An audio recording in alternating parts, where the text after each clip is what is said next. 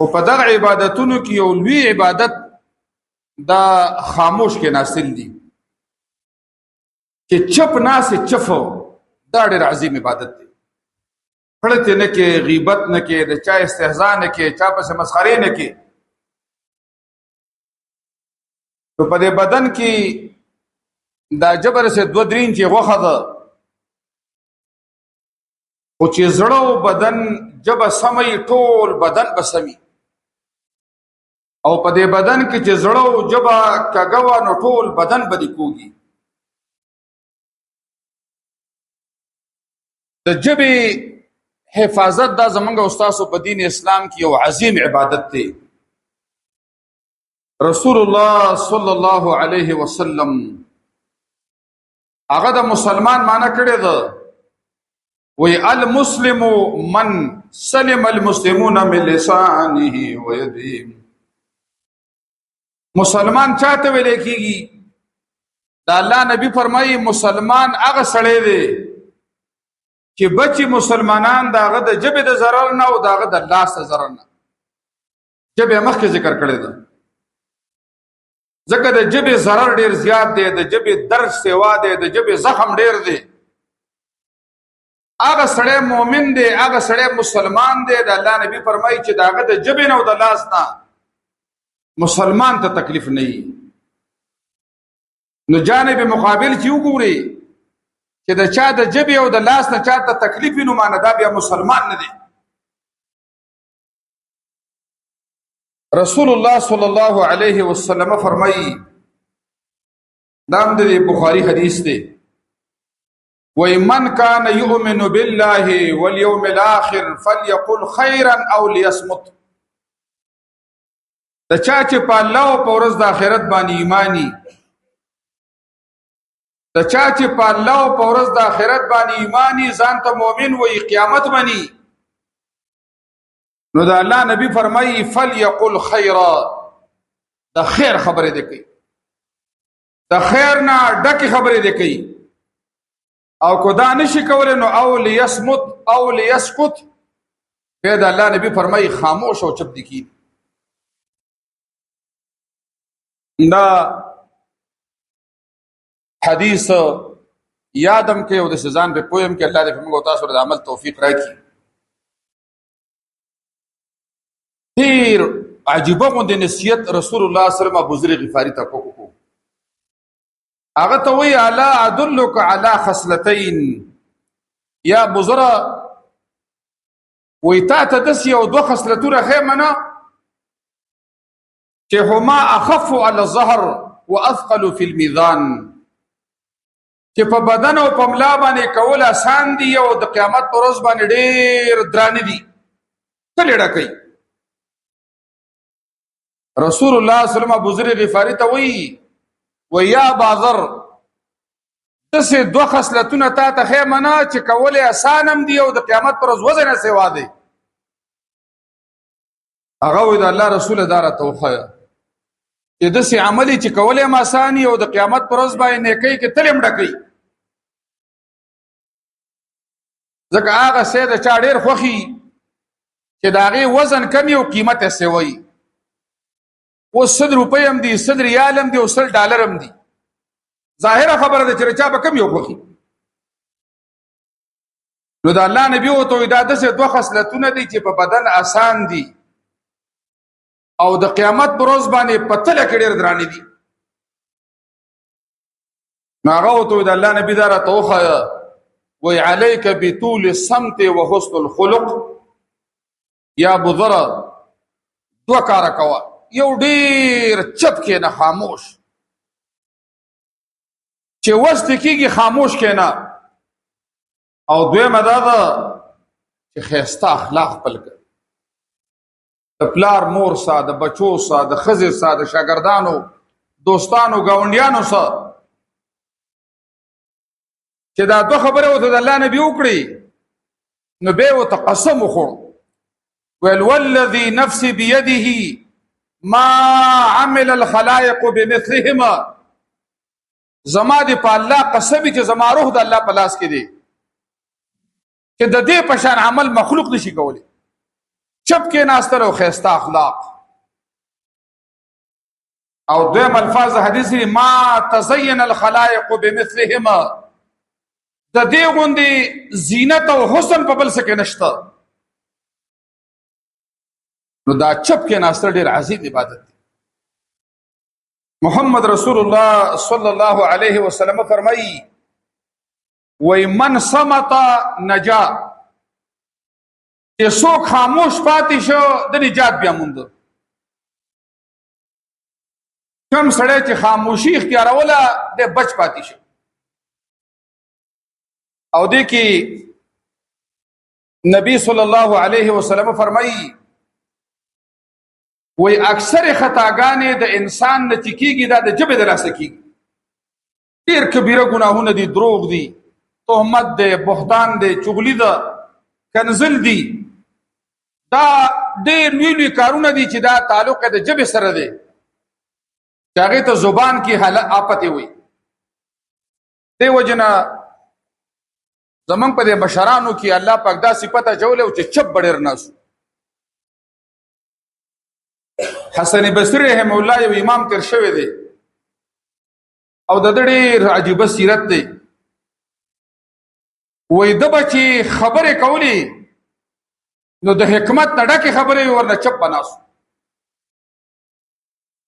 لقمان حکیم د وجود نه تک تور و غلامو، دا شونډې م پیړې وي، خو ډېر لوی مقام الله ورکړی و. په لکونو خلک بیا ملاقات ته راتله او د هغه نه بیا استفادې کولې. نو یو کس ورته وویل چې صاحبه ستا خو نه مالي زور شته، نه د حسن شته، نه د خانداني پس منظر شته، دا تا له دا دومره لویه مرتبه په څه میلاو شوه؟ نو دی ورته وایي ما قړتې نه دي کړي، جو خوله مې خپله وه، قړتېدم به زه نه، چپ به ناست. عبس خبرې، بکواسات، قړتې دې نه مې ځان ساتلی دی. او دویمه دا ده چې ټول عمر مې رښتیا ویلي، دروغو نه مې ځان ساتلی دی. او درېیمه دا ده چې کم کار کې زما دیني او دنیایي فایده نه وه، د هغې نه مې ځان ساتلی دی. خو یو وجه ورته هغه ذکر کړه چې هغه څه وه چې زه خاموش به ناست وم. خاموش. په دې مشرانو کې یو امام تیر شوی دی زکریا په نوم باندې، سلفو کې. د هغه یو شاګرد وایي 100 کاله مې ورسره تېر کړو، 100 ورځې نه، 100 میاشتې نه، 100 کاله. سبق به راته وایو، زه به ورته ناست وم. وایي په دې 100 کاله کې راته یو ځلي ویل چې اؤمک حیا، لکه ستا مور مړه ده که ژوندۍ ده. وایي د دې ټکي نه علاوه په دې 100 کاله کې د ما سره نور ګپونه نه دي لګولي. او دا یو مشر دی، دا د ده نوم ربیع دی، چې وایي 100 کاله ورسره ما شاګردي وکړه. نو وایي 100 کالو کې ما ته دا یو ټکي وویل چې اؤمک حیا، ته خو زما سره اوسېږې لکه ستا مور ژوندۍ ده که مړه ده. خو دا زکریا دیم یو عالم دی رحمه الله، دی وایي 100 کاله ما په دې ټولو عملونو باندې خواري وکړه، راګیر مې کړل. زما چې څه عبادتونه او عملونه وو په هغې مې کنټرول حاصل کړ، یو مجاهده مې وکړه. خو یو وایي په دې خپله ژبه کې لګیا ومه، دا مې راګیره نه کړه، دا مې نه شو کنټرول کولی. رسول الله صلی الله علیه وسلم د یو کس تپوس له ورغی، صحابي دی، کعب د هغه نوم دی، کعب رضی الله تعالی عنه. وایي دی نبی علیه السلام چې ورغی د هغه عیادت کوي، وایي دی کې د مور د بچي له د جنت مبارکي ورکړه چې مبارک دي شي ستا دپاره جنت. نو رسول الله صلی الله علیه وسلم وایي هغې راته وفرمیل چې د بچي ته جنتي مه وایه،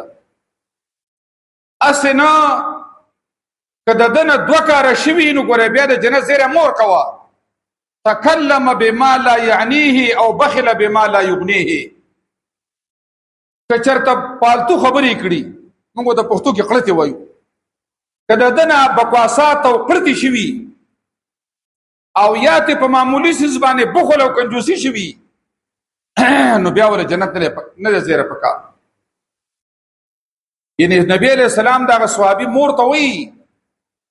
ویا سینا چرته دنیا کې ته پالتو خبرې نه شوي چرته بخل او کنجوسی دي نه شوي چې دا دوه کار د چا نه وشي هغه پر جنت زیره نه ورکو نو دا یو بنیادی خبره ده چې دا چپ کې ناستل ډېر عظیم عبادت دی رسول الله صلی الله علیه وسلم هغه په بخاری شریف کې اورېر د جنت د ضمانت خبره کړې ده او الله دې موږ او تاسو سره دواړه کارونه آسان کړي دا الله نبی فرمایي وای کچا په دې وجود کې دوه اندامونه ضمانت کو د ګنا نه وساتل نو ازمن له الجنه زد هغه د جنت ضمانت کو من يضمن لي ما بين لحييه وما بين رجليه ازمن له الجنه دا الله نبی فرمایي چې چار دې خله ضمانت کو چې په دې به ګنا نه کو کنزل بنکم چغلی بنکم غیبت بنکم د مسلمانانو سپکه به نه بیانوم په مسلمانانو به عیبونه نه بیانوم د جبه ضمانت وکړو هغه چې د شرمګا ده چې زب زنا نه کوم د دې ضمانت وکړو نو د الله نبی فرمایي زه دغه جنت سیموار بل حدیث شریف کې نبی علیہ السلام دغه فرمایي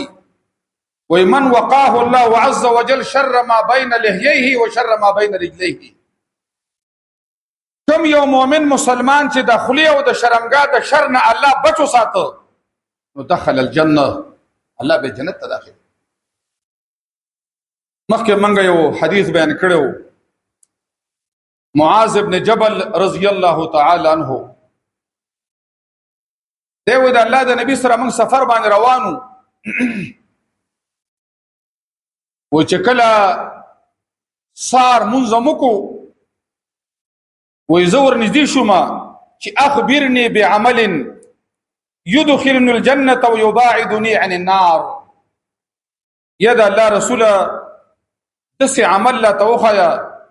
چې ما جنت ته داخل کې او د جهنم نه اوسات زه جنت ته لاړ شم او د اور نه بچم نبی علیہ السلام به وخت نه ځای کو په سفر کې په سوارلۍ کې خلکو ته به دین خود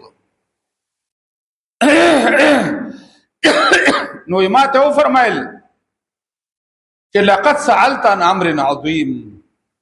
وانه ليسير على من يسره الله ډیر لوی تاسو ته وکړو خدا ډیر آسان دی چې پچای الله آسان کی الله دې موږ تاسو ته آسان کی بیرته د ارکان اسلام بیان کړل پینځه شهادتین کلمه طیبه او منذ روزه زکات حج پیرا تو فرمایل چې تا ته زو الا ادلک علی ابواب الخير د جنت دروازې او د خیر دروازې د تخیم نو دا روزه بارک را تو فرمایل چې روزه چر دا ډال دی دا به د شیطان نه بچ کی دا به د اور نه بچ کی دوی میرا تو فرمایل صدقه او خیرات چې دی تطفئ الخطیئه کما یطفئ الماء النار دا ګناه د څه وجنی لکه څنګه چې په اور باندې وبور واچي صدقې کوه او درې مېره ته تهجد به ذکر کړل پیرا تو فرمایل چې د اسلام ستن مونږ دی او د اسلام قب جهاد دی او اصل د کارونه اسلام او ایمان دی دا شعبې را تو خودل د اسلام او ارکان اسلام را تو خودل وای بیره تو فرمایل چې د سیاسي د تخیمه نه چې په دې ټول دین د عمل کول اساني د دې ټول کارونو د لپاره ملاکی وای ما چې د الله رسول دا راته اور محمد رسول الله صم حکیم انسان دې صحابي ته وای دا خوري لوی عملونه دي یو سدي خزرت یو د سیس خیمه چې ډایرک جنتی بشو د اور نه بچي و دا جبه لاس کراونی ولا چې کف علیک هذا که ډایرک جنت غواړي، د اور نه بچ کېدل غواړي، دا غوښه کنټرول کړه جب. وای ما ورته وفرمایل چې د الله رسول ولې په دې خبرو مونږ الله نسی، دا خو لمده جبه د موږ ټول ورځ لګي. وراته وفرمایل سکلت امک یا معاذ، یا معاذ مور دې تا ورکی مانه مور در باندې ګوره شه. وهل يكب الناس على وجوههم في النار الا حصائد السنتهم، چې دا خلک پړ مخې جهنم ته ورځيږي، دا به د خولې دلاسه ورځيږي، د جبې دلاسه. دا صحیح حدیث ته سنن ابن ماجه کې دا الله نبی فرمایي چې په ټول دین عمل کول غواړي نو جبه کنټرول کړه. که ډایرک جنت غواړي، د اور نظام بچ کې جبه کنټرول کړه. که د اسلام او د ایمان په شعبو کې سفر غواړي جبه بند کړه. د عمر ابن عبدالعزیز بویل ول زمنګ د مشرانو په د ډیرو بنوزونو او د تهجد او اهتمام دومره نه کو، چیرې زماره تلاوت لسی پاری شي او زماره داشي زما دیغه شي. خو د دې لوی اهتمام داو چې په دې جبرانه چاته تکلیف ملول شي. سار نه به د ماخامه پورې دا ځان ساتل، چیرې یو مسلمان مؤمن ته زمنګ د جبې نه تکلیف ملول شي. او دې باره کې ابي هريره رضی الله تعالی عنہ نے صحیح حدیث د بخاری کې نبی صلی الله علیه وسلم ته صحابه وی دلته یو زنانه ده ټول شپه تهجد کوي، ټول ورځ روزي او ډېر زیات صدقې ورکوي. ان سمانا منځونه دي، تهجدونه دي، روزي دي، صدقې دي. خو یو مسله ورسره شته چې انها تؤذي جيرانها بلسانها، دا زنانه په دې جبه باندې د گاونډیانو له ضرر ورکوي، چاته پیغور کوي، چاته غیبت کوي، چاته خیره کوي. دا الله نبی فرمایي لا خیر فيها هي في النار، په دې خزه کې هیڅ خیر نشته، دا د اور والا ده. ټول شپه تهجد، ټول ورځ روزي، د ټولو نه زیات صدقې. خدا الله نبی فرمایي لا خیر فيها هي من اهل النار، د دې په دې منځونو عبارتونو کې هیڅ خیر نشته، دا د جهنم ولا خزه. او بیا د صحابه کرامو ته د زنانه تذکره وکړه چې داسې یو زنانه دلته نفلي منځونه کم دي، نفلي روزي کم دي، صدقې کم دي. خدا یو صفت الله ورکړی دی چې په دې جبه چاله ضرر نه رسي. دا الله نبی فرمایي هي من اهل الجنه، د جنت ولا خزه. د علماء لیکلي دي وای چې د کم سړی جبه پړانستې شي، د چا غیبت کوي، د چا چغلی کوي، چاته پیغور کوي، چاته کنزل کوي، وای د دې سړی اس قسم عمل قیامت ته نه پاتې کیږي. الله دې موږ د دې شر نه وساتي. او به ابن قیم رحم الله مثال بیان کړی دی، وای د دې څه مثال دی چې یو سړی 15 سړی بوجي اغسته ده، پوګه کړی ده او پاغه کې لس سوري دي شاته، نو کده سل قدمه مزل کوي دي سورو کې بټول وړو غنم لاندې بيدلی. دا قرانګه د جبه معاملې نن سبا نه زمنګ د سړو تربیت شته، نن د خزو شته. نن مې پیسد جګړې په کلو په کورونو کې دنه د جبه دلسه سنور ګټ او تاوان نه ای، څه د پټي او د کټي او د تجارت معاملې نه ای. خدا جبه سار نس پړودلی، نو په کور کې جنگ دی، په کلی کې جنگ دی، علاقه کې جنگ دی، دا د جبو دلسه. او دا وجه ده چې زمونږ استاد په دې خطه کې موږ داسې اوسېږو چې دلته قومي او مذهبي او سیاسي اختلافات، نو د ارسړي کوشش دا دی چې زه په دې کم تنظیم او ډله کې یم، زه چې په دې کم قوم کې یم، راشه ګڼه ناس سره دې بغیبت صفاتو کوم او دې مخالف بغیبتونه کو، په دې مخالف به بدنامي تړه. دا ډېر سپک کار دی. ستا تنظیم کې څوک دی او نه دی، ستا په قوم کې دی او نه دی، ستا د ملک ولا دی او که نه دی، خو چې هغه مؤمن دی، مسلمان دی، رب العالمین په تا باندې د هغه غیبت او د هغه سپکوالی، د هغه توهین، دا در باندې الله حرام کړی. او دا وجه ده زمونږ د مشرانو به ویل ول د مؤمنانو له الله رب العالمین د ملائکو نه غټه مقام ورکړي د کعبه نه درجه سیواره د مؤمن عبد الله ابن عمر رضی الله عنه سره بیت الله طواف کو ول ډیر لوی شان دی ډیر لوی مرتبه ده د کعبه ته او ته فرمایل والذي نفسي بيده لحرمه المؤمن اعظم عند الله منك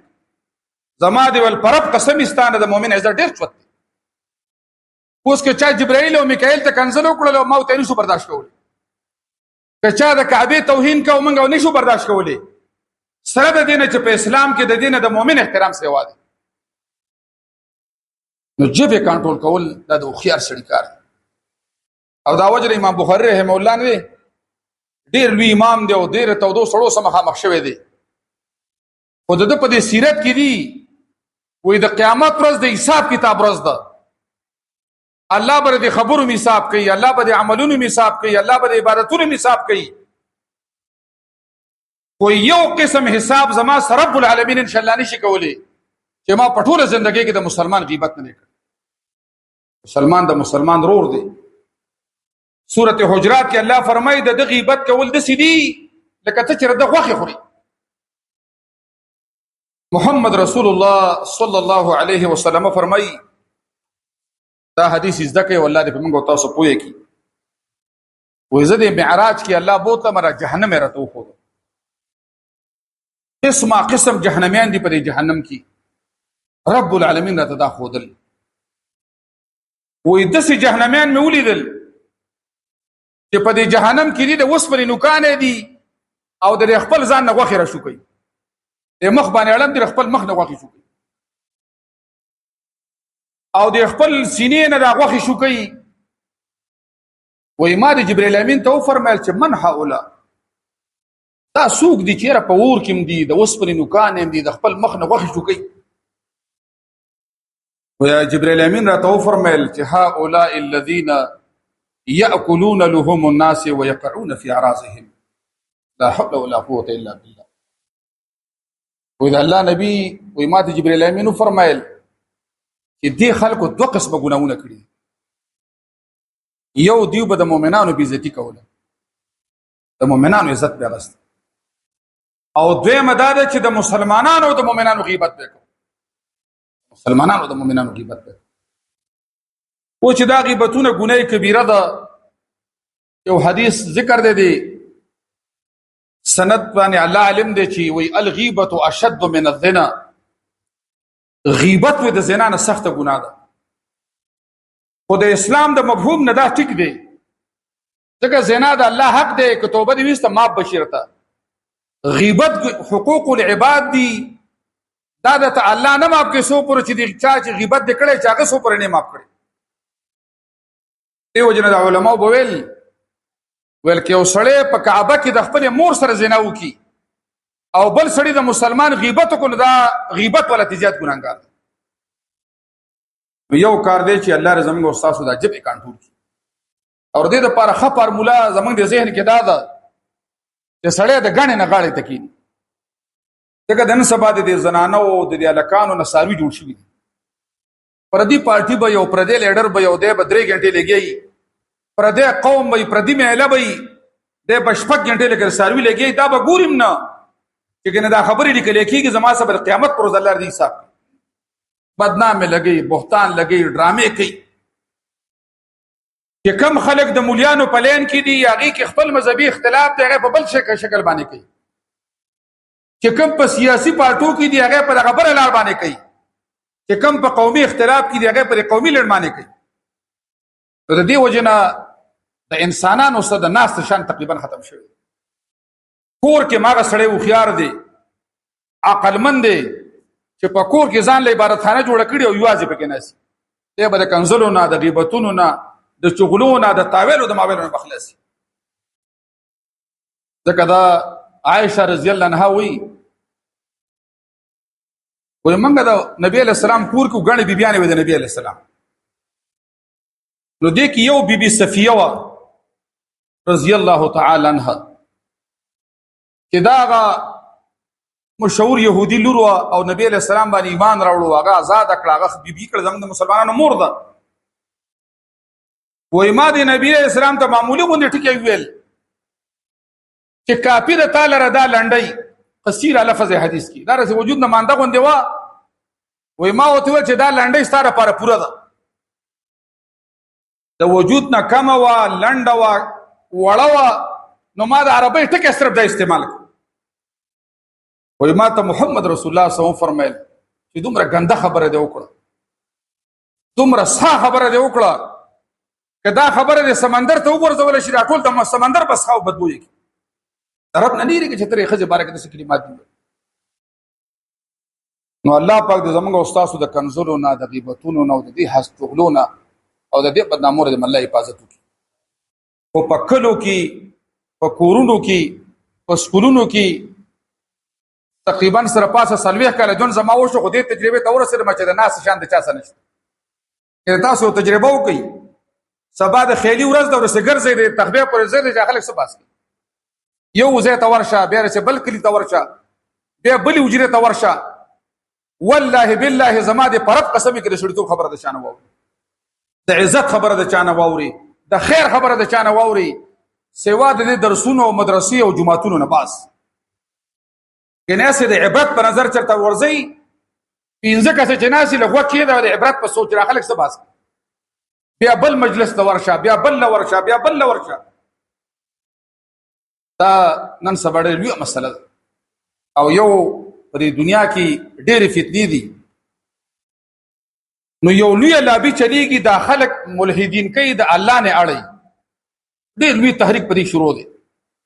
چیرې ما الله منا او ما قران منا او ما رسول منا په دې باندې پیربونو ډالرو خرچه دا ډېر لوی سیستم په عمل روان دي الله یې تمنګ او تاسو بچي دیم قسم یو لابي شروع ده اگر دی علماء او د مدارس او توهین کوي او دنیا ته داخله سپکای چې دا سوالګری دی او دا خیرات وړي او دا چاندو ولدي او دا دادی او دا غدي په دې علماء پسې مختلف چینلونه جوړ شوي دي چینلې دي د ټي وي د فیسبوک او پاڼې چلیږي په دینوم باندې چې خلک د مدرسې او د عالم او د طالب نه واړي ډېر لوی بدنامي لګي او په دې کې چې کوم منکر حدیث ولا فتنه خاص کر زمنګ دی په خور کې د دې ظالمانو په ګډه لوی کردار دی موږ د شیخ عبدالسلام یو کلیف وورو یا چرته شیخ امین وورو یا د شیخ عبدالمنان یا د ابو حسان یا د شیخ ادریس دی قسم په الله سره خیر ته کې بووري خدا په کولونه چې په سر کړی دی او د الله او د الله رسول نه باغیان دي د دې ظالمانو ارکرب ګوره اسلام پسې خندا عالم پسې خندا مدرسه پسې خندا جماعت پسې خندا نو دا یو ډیر لوی لابي شروع ده چې خلک په علماو بدنام کی علما خلکو تسپکی خدا لقمان حکیم ته وزل خپل مالک ویلو مولا ول دا ګډ حلال کا او پدې کې چې کم دوا قیمتي اعزادي هغه تراوړه هغه چې ګډ حلال کا هغه له جبا او زړه راوړل دا پټول بدن کې قیمتي را دواړه دي زړه او جبا به سموده پس وته بیا وی لقمان حکیم سپتا وای دا ګډ حلال کا او پدې کې چې کم دو غنده سيزونه دي دو غنده به ازادي اتره دراو دا ډېر حکیم انسان او د بنوم باندې قران کریم کې او سورته هم دی وړه د حکمت توصیتونه هم دي وای د چې راګډ حلال کو نو په دې ټول وجود کې ولا زړه او جبر راوړل او ته فرمایل په دې ټول بدن کې دا دو بیکاره سيزونه دي لوغه لقمان حکیم ته د مولا وی تا ته چې بل چې قیمتي سيزونه راوړل په بدن کې نو تا زړه او جبر راوړل او چې بیا مرتیو چې په دې کې بیکار او بیکاره سيز راوړل به د زړه او جبر راوړل نو لقمان حکیم وتوي وې داغه وجم دادا که زړه او جبر سمو پټول بدن کې قیمتي را دواړي دې تربيت شوی په قران باندې او چې دا زړه او جبر خرابونو پټول بدن کې خراب هم دا دواړي نو زمونږ مقصد دا دی چې چپ کې ناستل دا زموږ په دین کې عبادت دی یو صحابي نبی علیہ السلام ته وی من نجاتو اخبر جنه حدیث دی وی دا الله نبی فتنی دی او لانجی دی او اختلافات دی په دې ټول معاملو کې ومن تخلاصې په سم ملاوي کې نجات دا الله نبی او توفه مل پدریو خبرو کې نجات دی پدریو کې یو دا ده چې املک علیک لسانک، جبه کنټرول کړه، د خپل جبه مالک شه، جبه د نه بیکاره ونه کوزي. او دویم یې ورته وفرمیل ولیسعک علیک بیتک، کور کې ډېر کښېنه. دی اجرو کې ګرځېدل او ګرونو کې ګرځېدل او بازارونو کې دا ډېر فتنې او شرونه پیدا کوي. او دریم یې ورته وفرمیل وبکي علی خطیئتک، په خپل ګناه باندې جاړه. و چې د هر څه نه نجات غواړي نو د الله نبی فرمایي جبه کنټرول کول، کور کې کېناستل، په خپل ګناه باندې الله ته جړل. دا نصیحتونه ځان ته کوو، ځکه موږ هم انسانان یې، په دې رګونو کې هم شیطانان تاویږي. الله رضا موږ را جبې کنټرول کړي، د دې غیبتونو نه، د دې پیغورونو نه، د دې جګړو نه د الله زموږ او ستاسو دا کورونه او دا کلي پاک کړي. او دا کوم اختلافات قومي او سیاسي او مذهبي دا خو یو فطري څیز دی، د ډېر وخت نه را روان دی. خو دې حد ته اختلاف رسول چې د بل توهین کوه، په بل پسې ډرامې کوه، په بل باندې بهتان تړه، د بل وینه حلالوه، د دې فتنو نه دی الله پاک زموږ او ستاسو حفاظت وکړي. اخوت او محبت او اتفاق د الله پاک زموږ او ستاسو نصیب کړي. او دا هغه سړی به د قیامت پر ورځ باندې ډېر خوشحالي چې دی راپاسي، الله ته ودرېږي او په ده باندې د انسانانو حقونه نه وي، څوک یې وهلی نه وي، څوک یې کنځلی نه وي، د چا حقونه نه وي والي، د چا غیبتونه نه کړي. او دې وخت کې موږ عقل الله را کړی دی، شعور الله را کړی دی. که موږ د غیبتونو نه، د پیغورونو نه ځان ساتو، نو ښه داره چې د قرآن او د سنت طالبان شو. په دې خپله ژبه باندې د رب العالمین ذکر شروع کړی، چې ذکر دې کاو شیطان به درنه تښتي، ته به لږ بچي. درېیمه دا ده چې ځان له ډېر کښېنو، ځان له ګڼې نه ځان لږ لرې ساتل. او څلورمه دا ده چې خاموش کېناستل، عزم کوو چې لکه نن ور راوخوته انشاءالله د ماښامه پورې به زه د مسلمان غیبت په چا به بدنام او خپله ژبه به کنټرول ساتم. که د نه غیبت وشو، د نه چغلي وشوه، هسې 2 رکعته مونځ وکړه یا 50 روپۍ صدقه ورکړه، یو ورځ 50 ورکړې، سبا دې 50 ورکړې، بل ورځ 50 ورکړې، بیا به رسه سوچ برابرې چې لکه جرمانه مې په ځان ایښې ده، څه نه بیا راباندې 50 تاو جرمانه دی. دې همت چې ونه کړو، قسم په الله کې دې فتنې نه بچ کېدلي.